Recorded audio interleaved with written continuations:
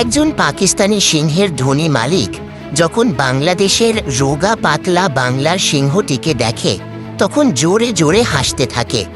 এটা দেখে বাংলাদেশি সিংহের মালিক লজ্জিত হয়ে আর সেখান থেকে চলে যায় এবং নিজের সিংহটিকে দ্রুত মোটা করার জন্য তাকে অনেকগুলো ডিমের অমলেট খাওয়াতে থাকে। তারপর সিংহটি জিমে গিয়ে এক্সারসাইজ করে আর কিছুদিনের মধ্যেই এক সুন্দর শক্তিশালী শরীর বানিয়ে ফেলে। এবার সে পাকিস্তানি সিংহকে চ্যালেঞ্জ ছুড়ে দেয়। ট্রাক ভরে বড় বড় মাংস আনা হয়। পাকিস্তানি সিংহ মাংসে ঝাঁপিয়ে পড়ে আর পাকিস্তানি লোকেরা বলে ওঠে, আমাদের সিংহই জিতবে। অন্যদিকে বাংলাদেশি সিংহ দমিয়ে মাংস খেতে থাকে।